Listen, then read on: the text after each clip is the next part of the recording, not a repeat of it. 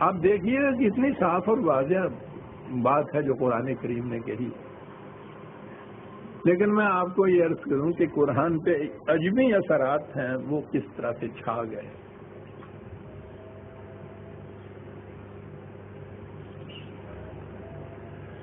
یہ ہمارے ہاں کی یہ جو قرآن کی تفاسیر لکھی گئیں بلکہ تاریخ بھی لکھی گئی، یہ عباسیوں کے زمانے میں لکھی گئی.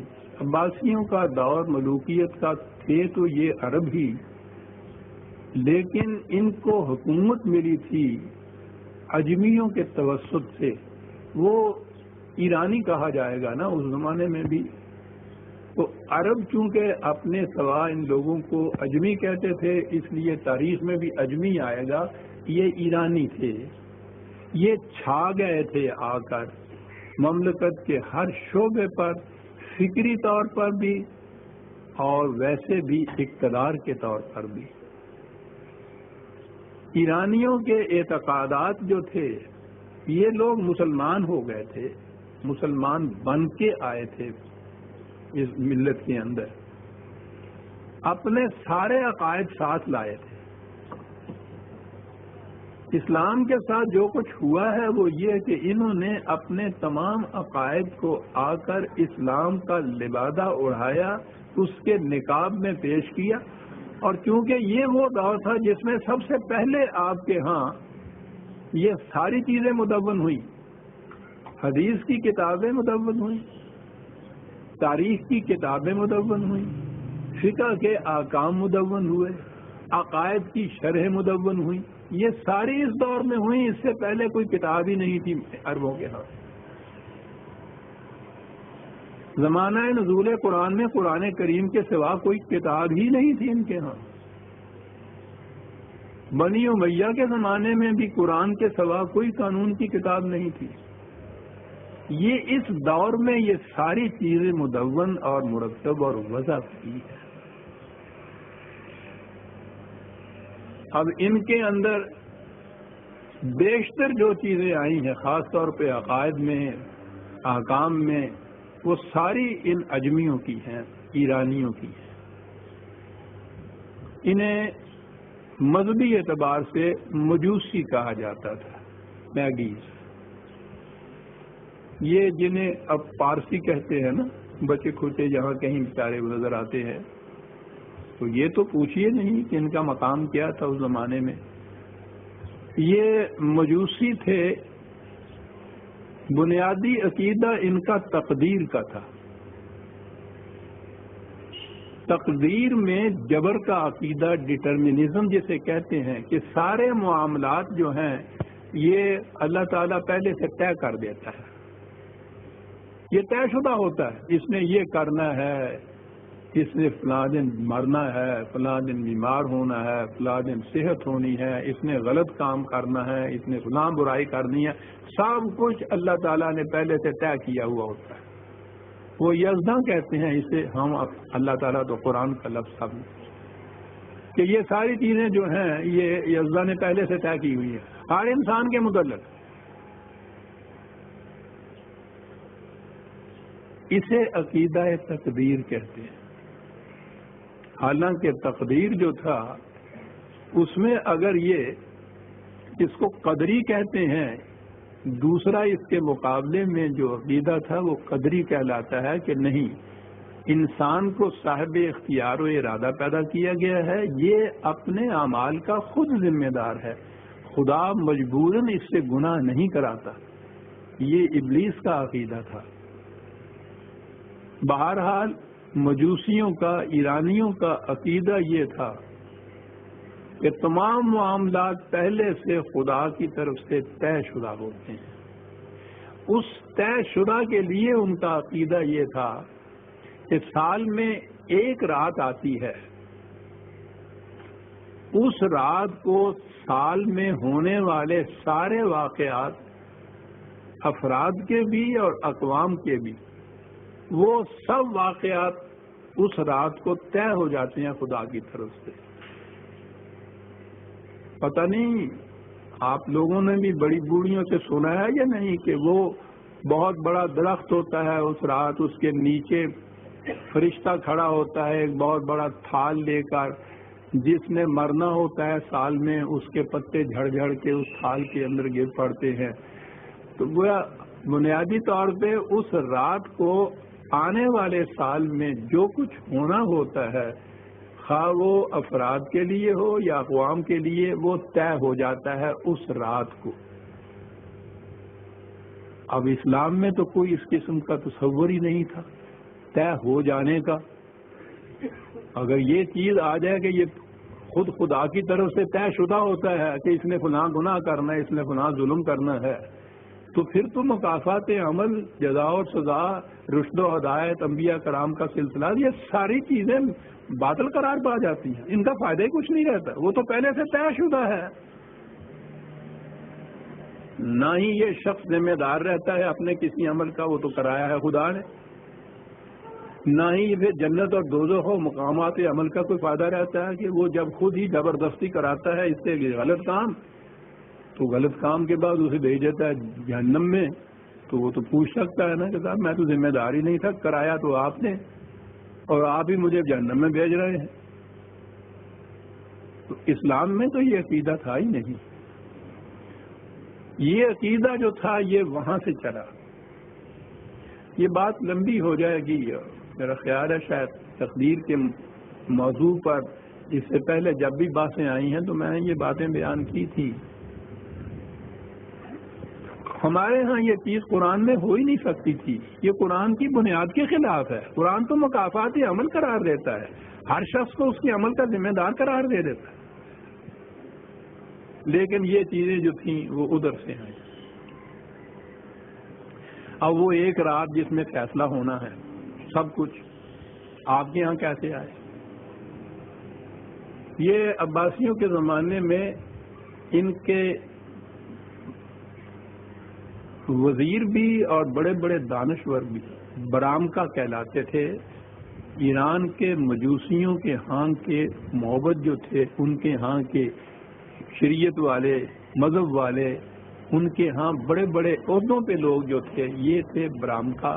یہ مسلمان ہوئے اور یہ آئے اور یہ عباسیوں کے زمانے میں انہوں نے اتنا عروج حاصل کیا کہ گویا سلطنت کی زمام اور لگام ان کے ہی ہاتھ میں تھی، اور تمام عقائد، نظریات، خیالات سارے ان لوگوں نے پھیلائے یہاں آنے کے بعد.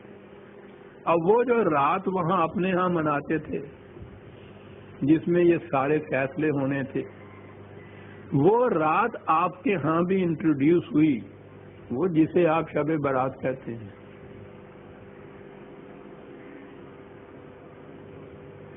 اور جتنی تقریبیں ہمارے ہاں ہوتی ہیں ان کے لیے کچھ نہ کچھ بتایا جاتا ہے کہ یہ اس لیے ہوتی ہے، یہ اس لیے ہوتی ہے. شب برات کے متعلق کچھ نہیں بتایا جاتا. یہی ہوتا ہے کہ اس میں عبادت کی جاتی ہے، حضور نوافل پڑھتے تھے، باہر قبرستان میں نکل جاتے تھے. یعنی یہ نہیں کہ یہ پرٹیکولر رات جو ہے خاص، یہ خاص رات اس کے لیے کیوں مخصوص ہوئی، کیا بات تھی اس کے اندر، کچھ نہیں بتایا جاتا. منائی جاتی ہے اتنے زور شور سے، یعنی حلوے کے زور پر. تو اب تو شاید پکڑا بھی نہیں ہے. اتنا اہم تہوار ہے آپ کے ہاں، آپ دیکھ رہے ہیں. یہ وہ رات ہے مجوسیوں کی. برات کے تو معنی تقدیر کے یا قسمت کے ہوتے ہیں فارسی زبان میں. شب برات تقدیر اور قسمت تک کے باندھنے کی رات، فیصلہ کرنے کی رات. یہ آپ کے یہاں یہ آئی شب برات بن کے. اور شب برات کے متعلق یہ عقیدہ ہے نا کہ اس رات کو یہ پھر فیصلے ہوتے ہیں، وہی جو ان کے ہاں اس رات کے متعلق تھا عقیدہ. اب یہ عقیدہ بھی آ گیا، شب برات بھی آ گئی آپ کے ہاں.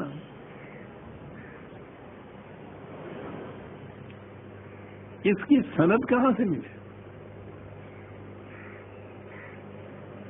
تو سند تو پھر آپ دیکھیے نا، جب ریت کی بنیادوں پہ ہی عمارتیں اٹھانی ہوں تو پھر تو تمیز ہی نہیں ہوتی نا کہ کس قسم کی نیچے مٹی آتی ہے. کہا کہ دیکھیے نا یہاں وہ لیلۃ المبارک لکھا ہوا ہے نا، رات بڑی مبارک رات، رات جو لکھا ہوا ہے. اچھا جی، کیونکہ رات لکھا ہوا ہے. یہ جو آیت ہے نا اس کو پیش کیا جاتا ہے سند میں کہ یہ رات ہے. فیہا یفرق کل امر حکیم، دیکھیے لکھا ہوا ہے اس میں ہر معاملے کا فیصلہ ہو جاتا ہے. یہ سند ہر معاملے کا فیصلہ ہو جاتا ہے. یہ شب برات ہے، یہ لکھ دیا. جنہوں نے شروع میں لکھا، اب میں تو کیا عرض کروں، یہ میرے ذمہ بھی نہیں کہ یہ میں اس کے لیے توجیہ بھی پیش کروں. انا انزلناہ فی لیلۃ، یہ جو تھا ٹکڑا کہ ہم نے نازل کیا قرآن کو اس رات میں، یہ سامنے پڑا ہوا ہے. اب شب برات تو آتی ہے شعبان میں. قرآن کے متعلق قرآن کریم میں ہے شہر رمضان الذی انزل فیہ القرآن، رمضان کے مہینے میں قرآن کے نزول کی ابتدا ہوئی، تو یہ تو رمضان میں ہونی تھی. پہلوں نے لکھا اور یہ جو تھا انا انزلناہ ذہن نہیں گیا یا کیا ہوا پتہ نہیں کیا ہوا. کہا یہی کہ صاحب یہ دیکھیے نا یہ ہے وہ رات شب رات کی. بعد میں آ کے کسی نے اعتراض کیا جن کو پھر مرتد قرار دیا گیا کہ صاحب یہ شعبان میں کیسے آ جائے گی یہ رات. نازل کیا قرآن کو اس رات میں لیلۃ القدر جسے کہا گیا قرآن میں ہے کہ وہ رمضان کے مہینے کی رات ہے. یہ شعبان کے مہینے کی رات میں آپ بتا رہے ہیں، یہ کیسے ہوا؟ نہیں، یہ آپ لوگوں کے سمجھ کی بات نہیں ہے، بہت اونچی بات ہے اصل میں. اچھا جی، ذرا زور سے سمجھا دیجیے، لاؤڈ اسپیکر اونچا کر لیں گے ہم تھوڑا. کیسے؟ کہنے لگے کہ یہ جو ہے نا شبرات کی رات شعبان کی، اس میں قرآن شریف عرش معلیٰ سے پہلے آسمان پہ نازل ہوا. 6000 سال ہے کہ رمضان میں پھر پہلے آسمان سے زمین پہ اترا. لیکن دیکھیں نا دونوں باتیں پوری ہوگی کہ نہیں. یہ اعتراض کرنے والے جو ہیں ان کی تو گردن ٹیڑھی، یوں ہو گیا معاملہ. عرش عظیم سے پہلے آسمان پر شعبان میں اس رات کو، اور پہلے آسمان سے زمین پہ رمضان کی رات کو. دونوں باتیں قرآن سے ثابت. غور فرمایا کہ وہ ایک عقیدہ تقدیر جو تھا اور اس تقدیر کے فیصلے کرنے کی رات جو تھی، وہ رات نوروز کی جو مجوسیوں کی رات تھی، وہ رات برامکا نے آپ کے ہاں انٹروڈیوس کی برات، یہ شب برات جسے کہتے ہیں. مجوسی آتش پرست تھے نا، یہ جو آتش بازی چلاتے ہیں نا، یہ اسی سنت کی پیروی ہے آگ کی. وہ یہ چیز وہ آگے اب یہ سند جو تھی اس کی، یہ ان کے علماء کرام کے ذمہ رہی اور سند آ گئی قرآن سے کہ یہ ہے وہ چیز. قرآن نازل ہوا اس رات کو، اور پھر یہ جب اعتراض ہوا تو جواب دے دیا گیا کہ وہ نازل ہوا عرش عظیم سے آسمان اول پہ، اور اس کے بعد رمضان میں نازل ہوا آسمان اول سے اس زمین پر جو کچھ بھی ہوا. پہلا آسمان، دوسرا آسمان، تیسرا آسمان، وہ تو ان کے نزدیک یہ جو ہے نا اوپر آپ کو حد نگاہ نظر آتا، یہ پہلا آسمان شیشے کا ڈل ہے.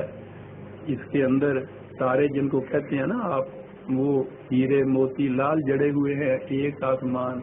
پھر اس کے بعد اس کے اور اگلے آسمان میں 500 وہ میل کا فاصلہ.